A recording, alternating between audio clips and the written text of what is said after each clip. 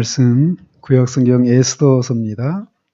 에스더 2장 1절에서 23절까지인데 11절까지만 읽어드리겠습니다. 말씀 받으실 때 자리에서 일어나 주시기 바랍니다. 하나님 말씀이 이러합니다. 그 후에 아하수에로 왕의 노가 그침에 와스디와 그가 행한 일과 그에 대하여 내린 조서를 생각하거늘 왕의 측근 신하들이 아르되 왕은 왕을 위하여 아리따운 처녀들을 구하게 하시되 전국 각 지방의 관리를 명령하여 아리따운 처녀를 다 도성 수산으로 모아 후궁으로 들여 궁녀를 주관하는 내시 헤게의 손에 맡겨 그 몸을 정결하게 하는 물품을 주게 하시고 왕의 눈에 아름다운 처녀를 와스디 대신 왕으로 삼으소서 하니 왕이 그 말을 좋게 여겨 그대로 행하니라.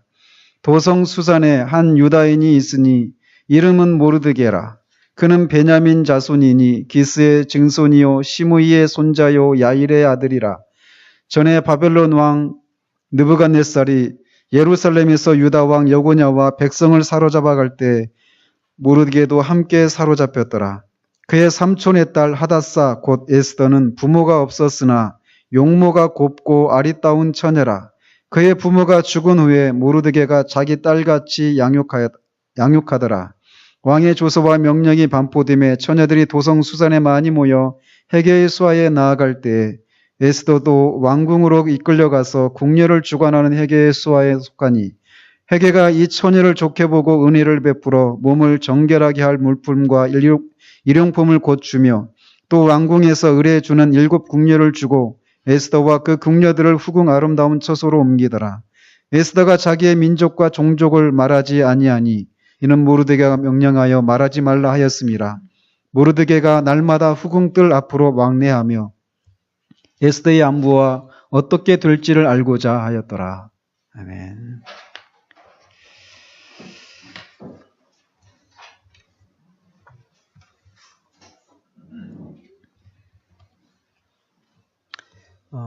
우린 지난주에 1장 전체를 이렇게 살펴보면서 하나님께서 유대인들에게 다가올 큰 위기를 준비하시는 그 보이지 않는 하나님의 손길에 대해서 우리가 살폈습니다. 유대인들 그 누구도 그들에게 다가오는 위기를 알지 못했습니다.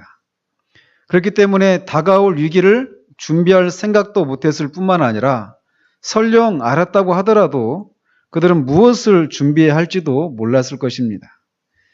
그런 하나님의 보이지 않는 손길은 그 위기를 대비하고 계셨고 그것은 왕후 와스디가 폐위되는 일이었습니다. 우리는 그 왕후 와스디가 어떤 과정을 통해서 그 높은 자리에서 떨어지게 되었는지를 살폈습니다. 오늘은 그와 정반대로 비참한 고아였던 에스더가 어떻게 왕후라고 하는 높은 자리에 오르게 되었는지를 살피도록 합니다. 지난주와는 정반대의 상황이 되겠죠. 지난주에는 인간의 어리석음을 사용하셔서 높은 자리에 있었던 왕후 와스디가 내려오는 일을 살폈다면 오늘은 인간의 작은 선행을 통해 낮은 자리에 있었던 와스디가 높은 자리에 오르는 그런 이야기입니다. 왕후 와스디가 아하수에로 왕이 사람들 앞으로 관을 정죄하고 나오라고 하는 이런 명령을 거절하자 분노의 지배를 받았던 이 아하수에로 왕은 무무간을 대표로 하는 7 지방관의 조언을 따라서 왕후 와스디를 폐위를 시켰습니다. 시간이 지나 술도 깨고 분노도 사그라지자 아하수에로 왕은 와스디를 폐위시킨 일이 생각이 났습니다.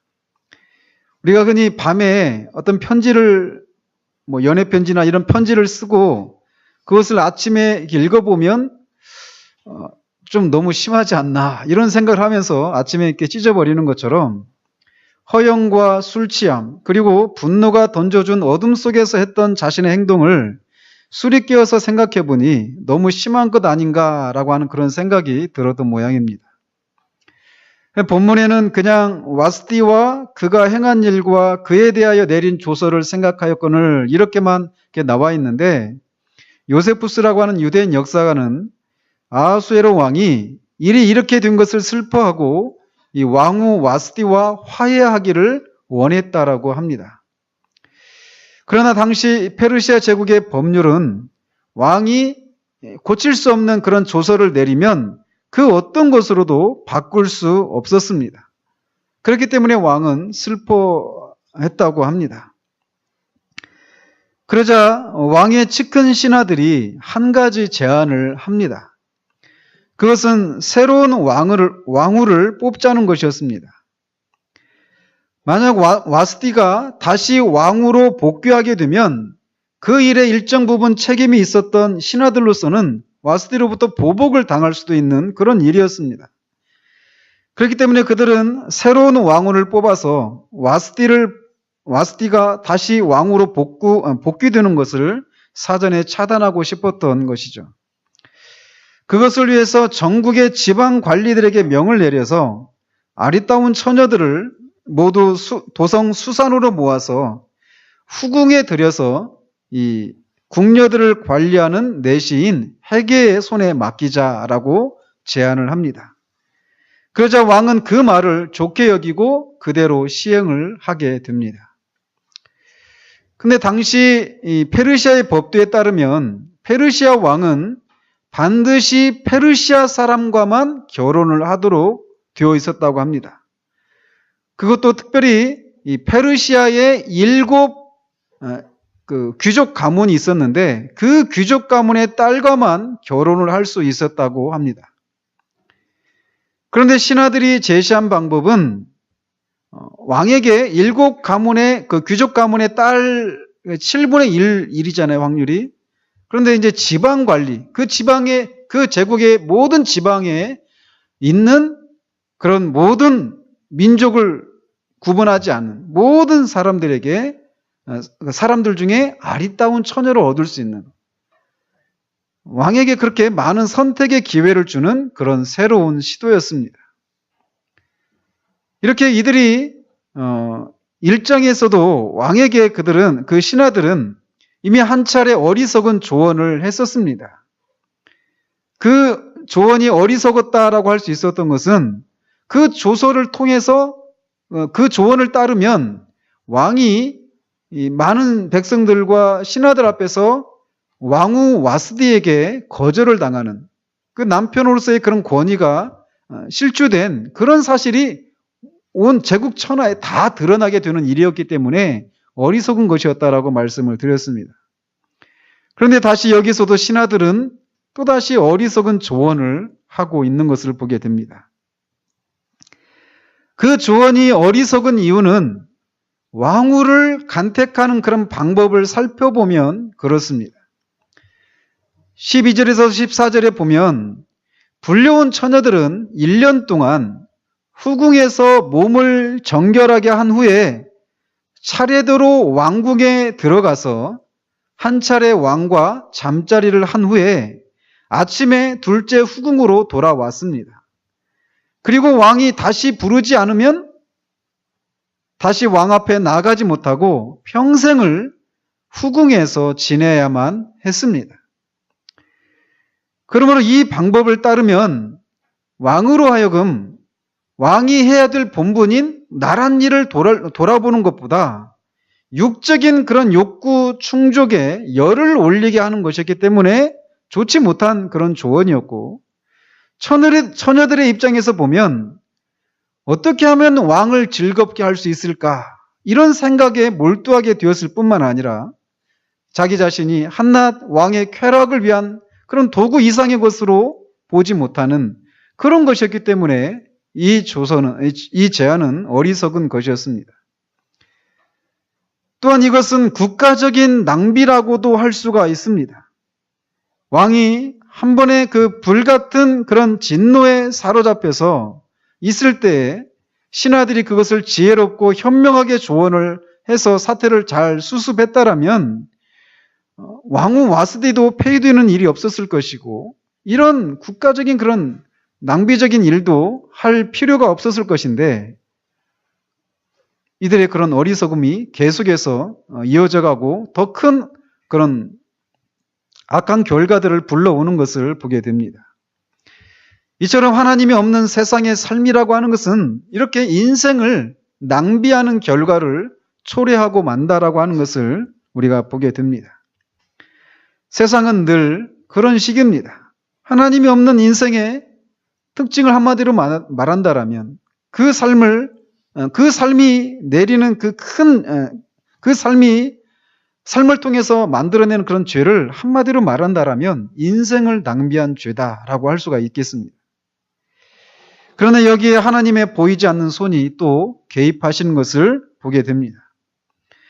하나님은 인간이 빛이 없어 어리석은 결정을 내리는 것을 허용하셔서 하나님의 백성들을 구원하시려는 일들을 진행하신다라는 것입니다.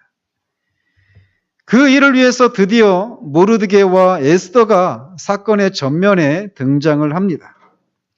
5절과 6절에서 5절에서 7절까지 보면 모르드게와 에스더가 어떤 사람들인지를 설명을 하고 있는데, 모르드게는 도성 수산에 살고 있었던 유대인이었습니다.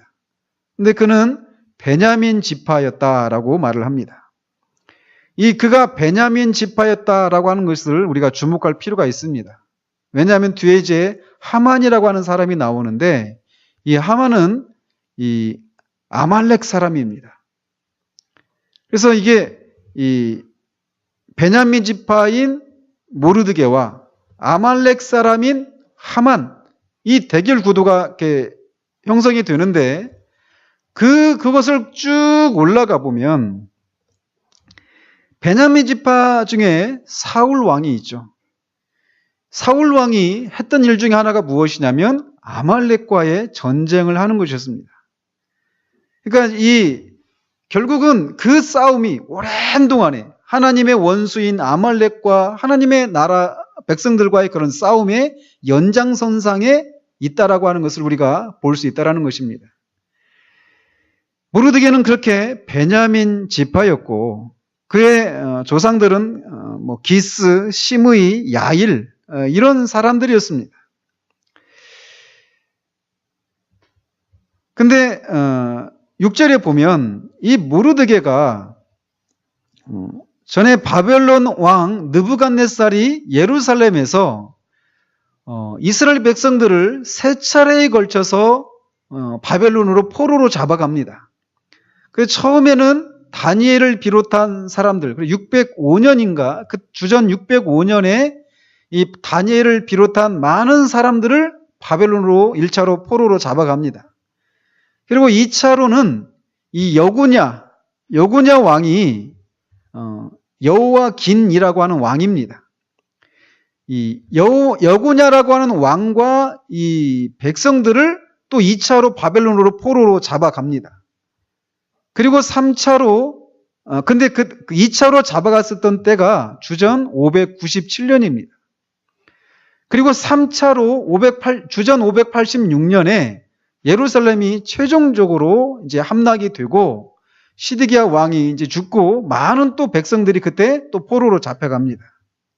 근데 여기 보면 모르드게가 그렇게 느부갓네살 왕이 2차로 이스라엘 백성들을 여고냐 왕과 백성들을 바빌론으로 포로로 잡아갔을 때 모르드게도 그때 포로로 끌려갔다가 도성 수산에 살고 있다라고 이렇게 되어 있습니다. 우리 성경에는. 근데 지금 지난주에도 말씀드린 것처럼 이 아하수에로 왕이 페르시아 제국의 왕으로 등극한 게 주전 486년입니다. 그리고 그 후 3년, 즉 한 3년 후에 잔치를 베풀었어요. 그러니까 주전 483년이죠. 그리고 그 뒤에 16절에 보면 이 에스더가 아하수에로 왕의 왕후가 된 것은 왕의 제7년이라고 되어 있습니다. 그러니까 이 와스디가 폐위된 후로 4년 후에 에스더가 왕이 되는 거예요. 그러니까 483년에 잔치가 있었고 그로부터 4년 후니까 이 주전은 거꾸로 가는 거잖아요. 숫자가 줄어드는 겁니다.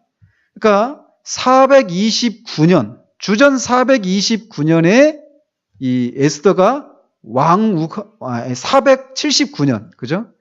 주전 479년에 이 왕후가 되는 겁니다. 근데 여기서 6절에 보면 모르드게가 여고냐 왕이 바벨론으로 포로로 끌려간 게 주전 597년이라고 말씀을 드렸어요. 근데 지금 에스더가 왕후가 된 것은 주전 479년입니다. 그럼 몇 년 차이 나는 겁니까? 거의 120년 이상 차이가 나는 겁니다. 그렇다면 모르드게가 그때 120살이 훨씬 넘은 나이였다라고 할 수 있겠죠. 그죠? 이대로 따른다면. 그리고 에스더는 나이가 얼마나 되었을까요?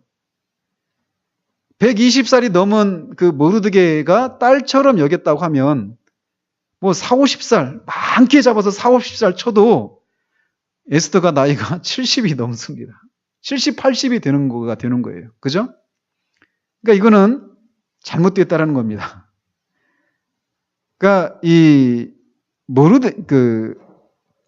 원어에 보면 그 7절에 보면 그 6절에 보면 여고냐와 백성을 사로잡아 갈 때 모르드게도 함께 사로잡혀 갔더라 이렇게 되어 있잖아요. 그러니까 마치 여고냐 왕 때 모르드게도 사로잡혀 간 것처럼 이렇게 되어 있지만 그 원어를 따져보면 이게 그 앞에 기스, 그러니까 기스의 증손이요 이렇게 되어 있잖아요. 모르드게가. 그죠? 그러니까 히브리 그 원어를 따져보면 여고냐 왕 때 끌려갔던 사람은 모르드게가 아니라 그의 증조 할아버지가 되는 기스라는 것입니다. 아시겠죠? 자, 그래서 이제 모르드게는 그의 선조인 기스가 바벨론에 사로잡혀 와서 살다가 거기서 계속 머물다가 이제 거기서 난 것이죠. 이렇게 모르드게는 베냐민 지파였습니다.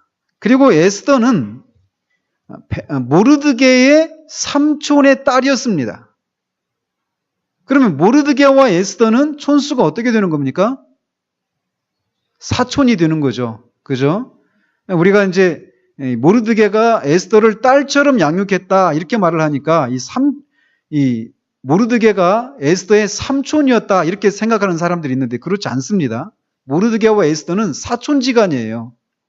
사촌 오빠죠. 그러니까 에스더의 모르드게가. 근데 에스더는 용모가 곱고 아리따운 처녀였다라고 말을 합니다. 근데 모르드게가 왜 에스더를 자기 딸처럼 양육을 했냐면 에스더의 부모가 죽고 에스더 홀로 남았기 때문이었습니다. 그녀의 부모가 어떤 연유로 죽게 되었는지는 모르지만 그렇게 고아가 된 에스더를 모르드게가 딸처럼 양육을 했던 것입니다. 현대에서도 어떤 어린아이가 고아가 된다라고 하는 것은 그 앞에 펼쳐진 그 인생이라고 하는 것은 엄청난 그런 고난과 어려움을 담보할 수밖에 없는 그런 것입니다. 하물며 고대 사회에서 고아가 된다라고 하는 것은 가장 비참한 일 중에 하나였습니다. 모르드게는 그런 에스더를 받아들여서 자신의 집에서 양육을 했습니다. 이 일에는 많은 수고와 물질적인 지출이 필요한 일이었을 것이지만 모르드게의 마음속에는 부모를 여인 어린 사촌 여동생을 불쌍히 여기는 선한 마음이 있었던 것이죠.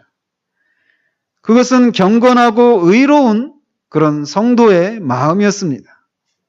그런 것으로 보아서 모르드게는 확실히 하나님을 경외하고 믿는 그런 마음이 있었던 것으로 우리가 충분히 유추할 수 있습니다. 그래서 구약에 보면 하나님께서는 이스라엘 백성들에게 과부와 고아와 나그네를 선대할 것을 여러 차례 말씀을 하십니다. 당시 사회에서 가장 약한 사람들, 가장 어렵고 고난 가운데, 고통 가운데 있는 불쌍한 사람들의 대명사는 과부와 고아와 나그네였습니다. 그들의 공통점은 의지할 데가 없다라는 것이었습니다. 그렇기 때문에 그런 자들을 선대할 것을 하나님께서 여러 차례 말씀을 하셨던 것이죠. 아무튼 이제 왕이 그런 그 신하들의 조언을 받아서 그렇게 왕후를 새로 뽑는다라고 하는 이런 조서가 내려지자 모르드게도 어려서부터 딸처럼 양육을 했던 에스더를 왕후에 공모하도록 합니다. 모르드게는 그녀에게 자신이 유대인이라고 하는 사실을 알리지 말라고 명령을 합니다.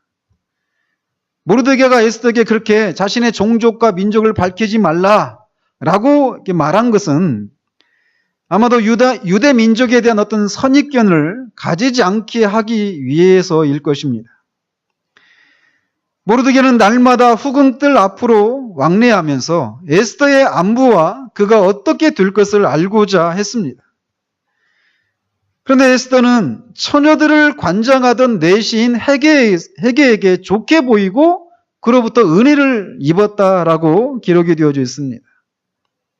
그뿐만 아니라 모든 사람에게 사랑을 받았고 마침내 아하수에로 왕의 마음을 사로잡고 대제국의 왕후가 되었습니다. 고아였던 포로가 대제국의 왕후가 된 것입니다. 인생의 가장 비참한 지경에 떨어져 있던 그런 에스더가 가장 높은 지위에 올라간 것이죠. 아하수에로가 왕후 와스디를 폐위시킨 지 4년 만에 에스더가 와스디를 대신하여서 왕후가 되었습니다. 왕은 에스더를 위해서 큰 잔치를 베풀고 각 지방의 세금을 면제해주고 왕의 이름으로 큰 상을 베풉니다. 한편 에스더는 이렇게 용모가 곱고 아리따울 뿐만 아니라 자기를 키워준 부모와 같은 모르드게에게 순종하는 그런 성품을 지녔습니다.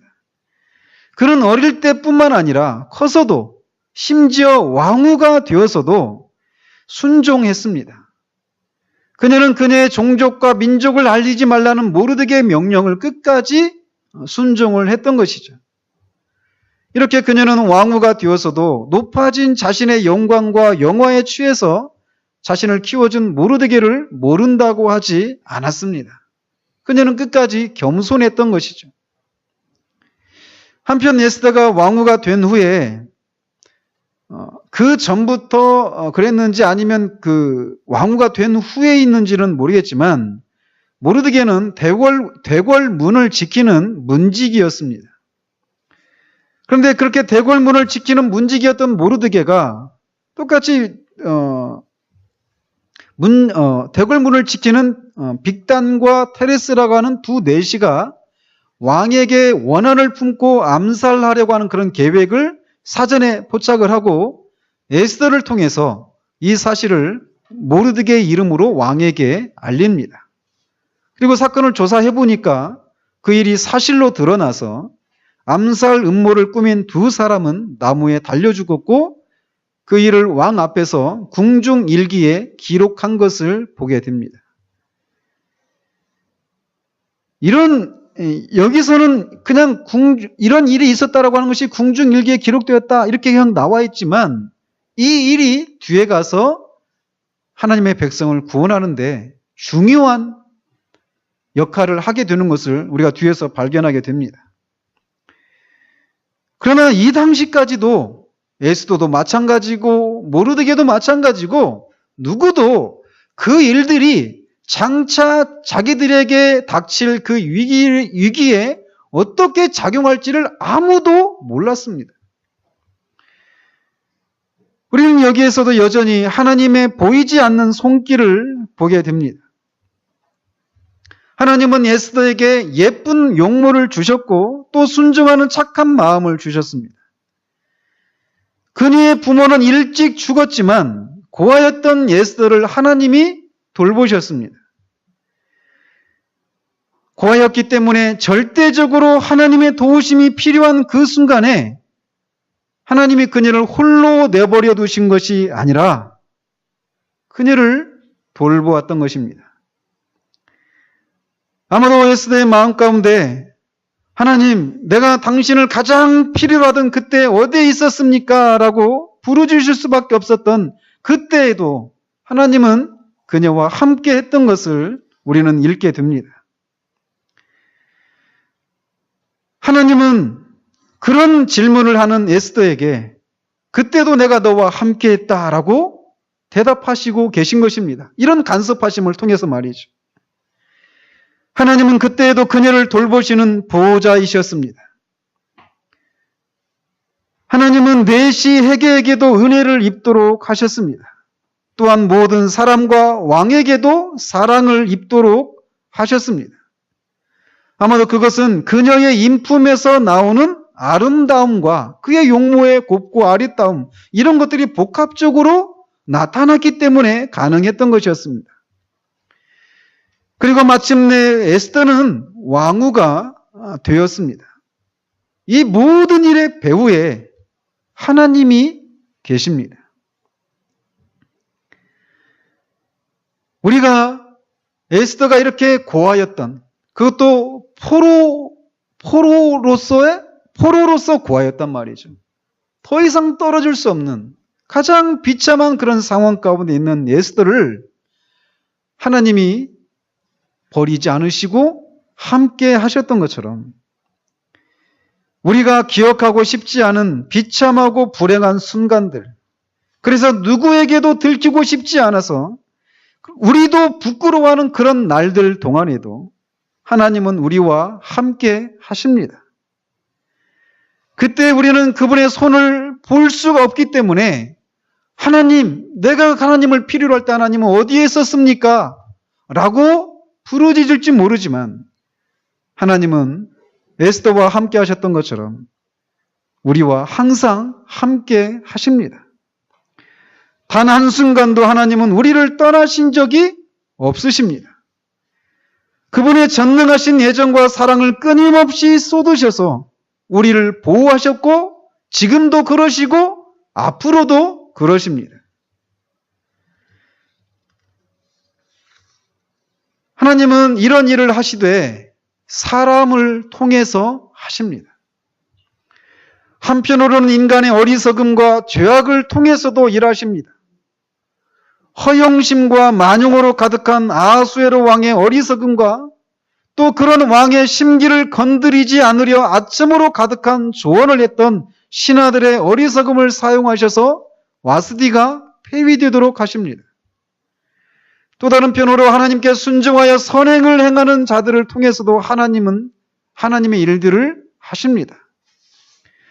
이렇게 하나님은 하나님의 일들을 하시되 사람의 행동을 사용하셔서 하신다라고 하는 것을 우리가 보게 됩니다. 우리는 이 신비를 온전히 이해할 수가 없습니다. 다만 성경은 이 두 가지, 즉 자신의 뜻대로 만사를 주관하시는 하나님의 주권에 대해서 또 인간의 책임이라고 하는 이 두 가지를 동시에 말하고 있을 뿐입니다.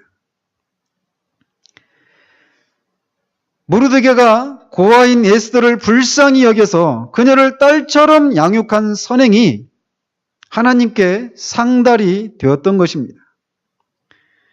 가난한 자를 불쌍히 여기는 것은 여호와께 꾸어드리는 것이니 그의 선행을 그에게 갚아주시리라. 모르드게가 고아인 에스더를 돕는 일은 결코 작은 일이 아니었습니다. 그 일이 어려워서만이 아니라 그 일의 결과가 결코 작은 일이 아니었기 때문에 그렇습니다. 그의 순종으로 한 사람이 비참함 가운데서 높아지게 되었고 그녀의 높아짐으로 유대민족이 그 큰 위기 가운데서 살아나는 일이 일어나는 그런 일의 그 시작은 모르드게가 과부와 고아와 나그네를 돌보라고 하시는 이 하나님의 계명을 그가 순종하는 이 작은 선행에서부터 시작이 된 것입니다. 우리 성경에는 모르드게가 고아인 에스더를 양육한 일이 단지 한 줄로 간단하게 나오지만 그 과정이 결코 녹록지 않다라고 하는 것을 우리가 좀 더 이렇게 구체화시켜서 살펴보도록 합니다. 지난주에도 말씀드린 것처럼 저는 이 요즘 레미제라블을 읽으면서 인간에 대한 이해가 제가 얼마나 피상적이고 얼마나 얕은 수준에 머물러 있는가를 막 더 이렇게 보게 됩니다. 레미제라블에서 그 작가 빅토르 유고는 이렇게 말을 합니다. 단테가 지옥을 그려냈다면 나는 현실을 가지고 지옥을 만들어내려고 했다라고 말을 합니다.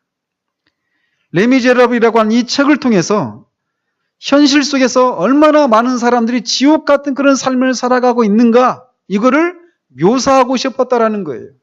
그리고 그런 속에서 그렇게 비참한, 지옥같이 비참한 현실을 살아가는 사람들 속에서 장발장 또는 미리엘 주교 장발장이라고 하는 이 사람을 통해서 그들이 어떻게 살아가는가를 이렇게 묘사를 하고 있었던 것이죠. 그래서 레미제라블을 읽다 보면 사회의 가장 약한 자들이 어떻게 그들의 삶이 추락해 가고 있는가, 이것을 너무나 잘 묘사하고 있는 것을 보게 됩니다. 특별히 꼬제뜨라고 하는 여자 주인공의 엄마인 빵띠느가 한 여자로서 추락해가는 과정을 그리는 장면은 저 개인적으로 굉장히 압권이라고 생각을 합니다. 꼬제뜨의 엄마인 빵띠느는 고향을 떠나서 파리에서 공장에 다니다가 한 대학생과 사랑에 빠집니다. 그리고 그 남자 사이에서 임신을 합니다. 그런데 이 남자는 그 사실을 모르고 빵띠느를 떠나갑니다. 그리고 빵띠느는 홀로 꼬제뜨를 낳고 기릅니다. 가지고 있었던 조금의 돈과 살림살이를 팔아서 겨우 목숨을 연명하지만 마침내 내다 팔 살림살이도 모두 떨어지자 이제 빵띠느는 이 꼬제뜨와 함께 고향으로 떠나기로 결심을 합니다. 그래서 고향으로 가는데 그 마차값도 없어서 걸어서 막 갑니다. 그런데 우연찮게 어떤 여인숙 앞에서 놀고 있는 꼬제뜨 또래의 두 여자아이들의 모습에 이렇게 취해서 물끄러미 바라보는데, 그것을 바라보다가 그 여인숙 주인 테나르디에 부부에게 이 꼬제뜨를 맡기고 혼자 고향으로 떠납니다. 고향에 내려갔는데 고향에서 공장에 추적을 했는데 그 공장 주인은 장발장이었습니다. 거기서 돈을 벌기 시작하고 매달 양육비를 이 테나르디의 부부에게 이제 꼬박꼬박 보내줍니다. 근데 이 테나르디의 이 부부는 굉장히 교활한 사람들이어서 원래 약속했던 양육비 이상을 이런저런 방법을 통해서 계속 요구합니다. 꼬제뜨가 큰 병에 걸렸다. 약을 사야 되는데 약값이 없다. 빨리 보내달라. 뭐 이런 식으로. 겨울이 됐는데 입을 옷이 없다. 옷을 사줘야 되니까 돈을 보내달라. 이런 식으로 해서 많은 돈을 요구합니다. 한편 공장에 취직했던 빵띠느가 사생활을 두었다라고 하는 것이 결국은 발각이 되고 그녀는 공장에서 쫓겨나게 됩니다. 근데 그녀는 장발장이 자신을 쫓아낸 것으로 오해를 하고 장발장을 향해서 원망을 하는 그런 마음을 품습니다.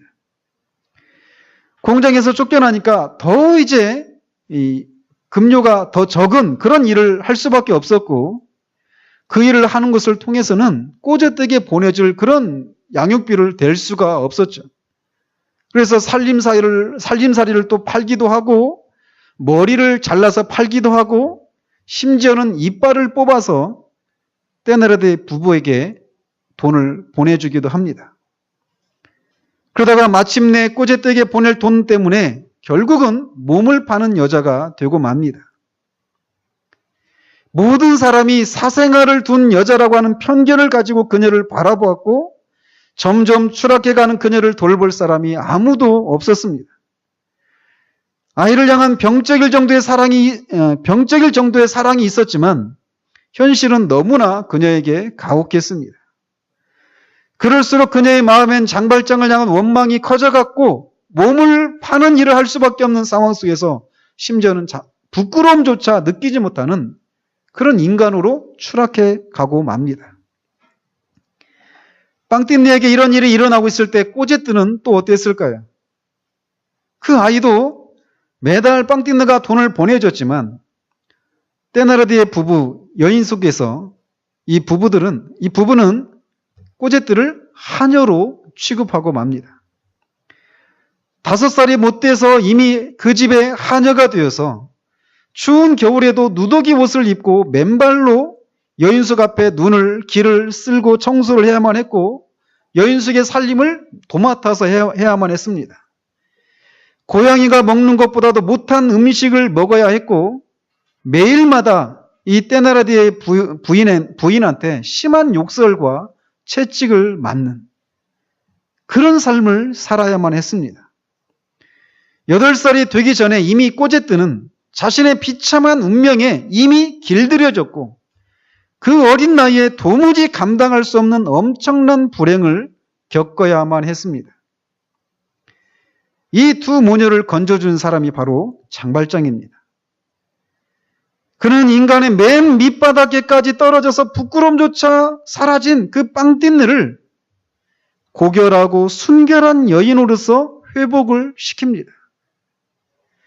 빵띠네는 결국 딸 꼬제뜨를 보지 못하고 병들어서 일찍 죽고 말지만 병원에 있는 몇 개월 동안에 그녀의 영혼은 고결하고 숭고함을 회복한 채로 죽습니다.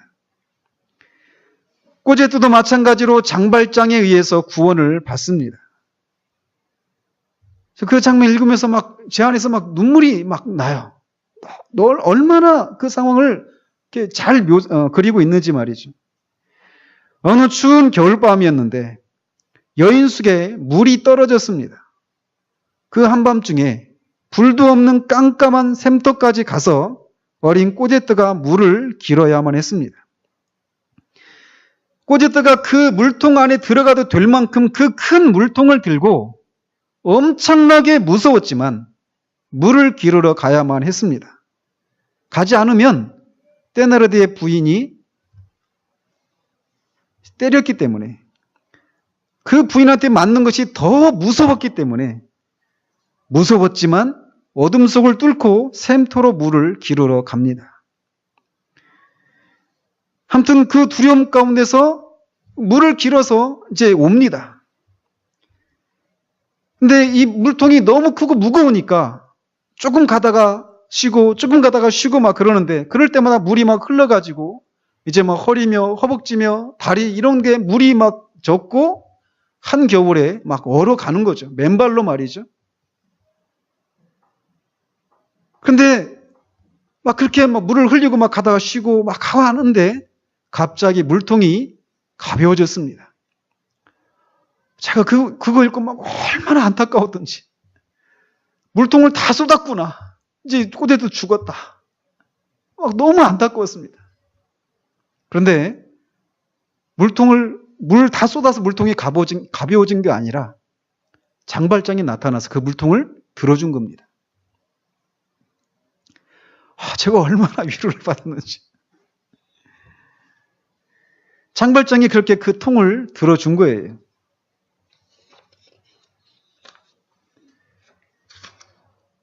저는 지금 레미제라블 얘기를 통해서 여러분에게 말씀드리고 싶은 거는 장발장이 이렇게 과부를 대표하는 빵띠네, 고아를 대표하는 꼬제뜨, 정말 의지할 데가 없습니다. 아무 의지할 데가 없고 절대적으로 누군가의 도움이 필요한 상황이란 말이죠. 그 상황에 내버려 두면 꼬제뜨처럼 빵띠네처럼 누구나 그렇게 되어가는 겁니다. 그때만이 아니라 지금도 마찬가지입니다. 그런데 이 장발장이라고 하는 사람은 미리엘 주교를 통해서 은혜를 입습니다. 그리고 그 은혜가 무엇인지를 알고 그가 이런 선행을 하는 것입니다. 그의 선행이 없었다면 빵띠느는 모든 사람의 손가락질을 받으면서 또 자신도 인간의 숭고함과 고결함을 잃어버린 채 비참하고 쓸쓸한 최후를 맞았을 것입니다. 꼬제트도 어려서부터 이미 자신의 삶에 다가온 그런 비참하고 음울한 삶을 숙명처럼 여기면서 아마 엄마처럼 부끄러움도 모른 채 사회와 사람 그리고 하나님을 원망하며 망가진 삶을 살아가게 되었을 것입니다.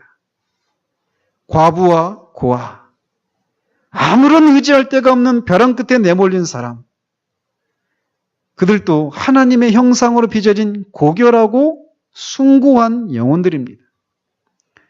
장발장은 자신을 그렇게 대해준 미리엘 주교의 은혜를 입고 자신의 처지에 있는 사람들을 돕는 것입니다.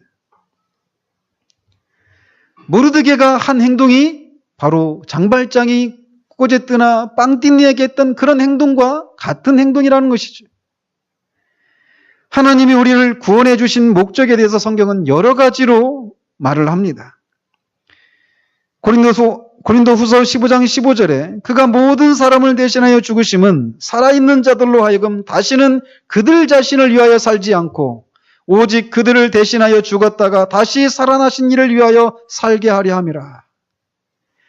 그가 우리를 대신하여 자신을 주심은 모든 불법에서 우리를 속량하시고 우리를 깨끗하게 하사 선한 일을 열심히 하는 자기 백성이 되게 하려 하심이라. 우리를 대신하여 죽었다가 다시 살아나시니, 즉 우리 주 예수 그리스도를 위해서 사는 일이 무엇일까요? 어떻게 사는 것이 그분을 위해서 사는 것이 될까요? 또 선한 일에 열심을 낸다고 할 때 선한 일은 또 어떤 것일까요? 어떻게 우리가 살아서 사는 것이 선한 일이고 어떻게 사는 것이 보이지 않지만 우리를 돌보시는, 우리를 위해서 죽었다가 다시 사신 우리 주 예수 그리스도를 위해서 사는 삶이 될까요? 신앙이 무엇일까요? 그리스도인이 되었다라고 하는 것이 무엇일까요? 구원을 받았다고 하는 것이 무엇일까요? 어떤 것으로 그런 것들이 입증이 될까요? 그저 교회에 와서 예배당에 와서 그 구원을 감사하고 찬양하고 마음이 뜨거워지는 것으로 우리의 할 바를 다 하는 것일까요? 우리가 이런저런 경건 훈련을 하고 성경을 읽고 기도하고 개인적인 경건의 그런 모습들, 그런 훈련을 하는 그런 것이 우리 구원의 전부일까요? 구원하신 목적의 전부일까요? 우리 주 예수 그리스도를 위해서 사는 것이다 라고 말할 때 그거는 우리 옆에 있는 절대적으로 우리의 도움을 필요로 하는 그런 사람들을 돕는 것을 통해서 예수 그리스도를 위해서 사는 삶이 펼쳐지는 것입니다. 신앙은 결코 형이상학적인 그런 것이 아닙니다. 신앙은 우리의 현실이라고 하는 땅에 뿌리를 내린 너무나도 구체적인 그런 것이라는 것입니다. 우리 주님을 위해서 사는 삶은 마태복음 25장에 나오는 양의 무리에 속한 사람들처럼 사는 것입니다. 줄이고 목마른 사람들, 옥에 갇힌 사람들, 병든 사람들, 그들을 찾아보고 돌보고 그들의 필요를 채우는 것, 이것이 보이지 않는 예수 그리스도를 위해서 사는 삶인 것입니다. 누가복음 10장에 나오는 것처럼 우리의 도움을 필요로 하는 이웃을 돌아보는 것을 통해서 우리 주님을 섬기는 것이라는 것입니다. 그러므로 우리는 우리의 삶의 주변을 돌아보아야만 합니다. 우리에게 붙여주신 그런 가족들, 우리와 직접적인 그런 관련을 맺고 있는 사람들만이 아니라 점점 우리의 삶의 반경이 점점점 넓어져 가야만 합니다. 우리 주변에는 우리가 관심을 가지고 조금만 돌아보면 우리의 작은 섬김을 필요로 하는 사람들이 너무나 많이 있습니다. 그런 우리의 작은 섬김이 그런 사람들을 어떻게 살릴지 우리는 모릅니다. 그러나 하나님은 분명하게 사람들을 통해서 사람들을 살리신다라는 것입니다. 그러므로 우리는 이렇게 정말 절대적인 절체절명의 그런 위기 상황 가운데 있었던 고아였던 에스더를 딸처럼 양육했던 모르드게처럼 우리 주변에 있는 도움을 필요로 하는 사람들을 우리가 돌아보고 섬기는 것을 통해서 만약 그들에게 그런 손길이 가지 않았다라면 장발장을 만나기 전에 도움을 받기 전에 빵띠느나 꼬제뜨가 그렇게 비참한 지경 가운데 빠질 수도 있다라고 하는 것을 우리가 생각하면서 우리 작은 섬김을 행하는 그런 우리가 되어지기를 바랍니다. 우리는 천국에 가서 우리는 굉장히 놀랄 것입니다.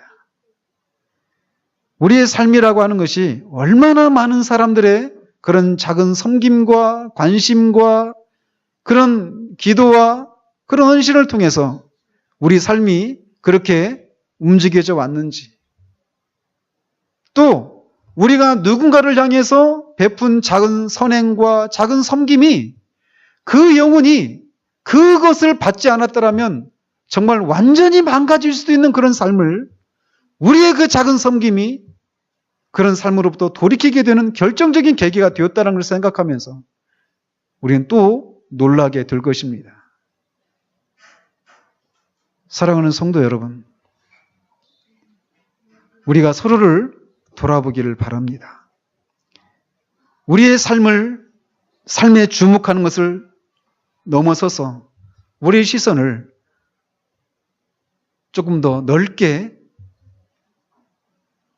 확장해서 지금도 우리의 손길을 기다리고 있는, 그리고 그런 손길들을 통해서 하나님의 일들이 진행되는 일에 우리가 사용되어지는 그런 사람들이 되어지기를 우리 주님 이름으로 축원드립니다. 기도하겠습니다.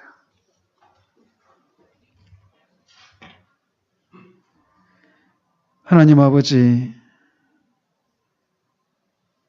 고아였던 에스더가 하나님의 간섭하심을 통해서 극적인 반전을 통해 왕후로 높여지는 그 장면을 우리가 살펴보았습니다. 그 과정에 인간의 어리석음이 있었고, 또 뿐만 아니라 하나님의 계명에 순종하는 모르드게의 그런 선행이 있었던 것을 보게 됩니다. 고아였던 에스더, 그래서 정말 그냥 자신에게 펼쳐질 그 삶을 혼자의 힘으로 살아가야만 했다라면 우리가 알고 있는 에스더는 성경에 기록되지 못했을 것입니다. 그런데 그를 모르드게가 돌아보고 딸처럼 양육하는 그 섬김을 주님께서 사용하셔서 에스더를 높이시고 고결하고 숭고한 그런 일을 할 수 있는 사람으로 세우시는 것을 보게 됩니다. 하나님 아버지, 우리도 그런 사람들 될 수 있도록 주님 도우시옵소서. 우리를 구원하신 것은 그저 우리에게 베푸신 하나님의 크신 은혜를 감사하고 찬양하며 기뻐하고 그런 것에서 오는 그런 종교적인 그런 감정 속에 늘 잠겨 있기만 하도록 하기 위해서 우리를 구원하신 것이 아니라 우리 주변에 있는 고아나 과부와 같이 절대적인 도움을 필요로 하는 많은 사람들을 섬기는 것을 통하여서 우리를 위해 죽었다가 다시 사신 그리스도를 섬기도록 하시기 위하여서 우리를 구원하셨다는 것을 우리가 잊지 않도록 주님 도우시기를 원합니다. 우리의 작은 섬김이 그 영혼에게 어떻게 영향을 미치고 그 영혼이 어떻게 되어질지 우리는 알 수 없지만 다만 하나님이 우리에게 명하시니 그렇게 우리 주변에 있는 사람들을 돌아보고 섬기는 그런 우리 되어줄 수 있도록 주님 도우시옵소서. 그런 교회 될 수 있도록 주님 도우시옵소서. 그리하여서 그런 사랑이 섬김이 있는 그런 우리들의 모습을 보며 저것이 정말 하나님을 믿는 것이구나. 저것이 정말 구원받은 것이구나 라고 하는 것을 드러내므로 그런 은혜를 베푸신 하나님께 영광을 돌려드리는 그런 사람들, 그런 교회 될 수 있도록 주님 도우시기를 원하옵고 우리 주 예수 그리스도 이름으로 기도합니다. 아멘.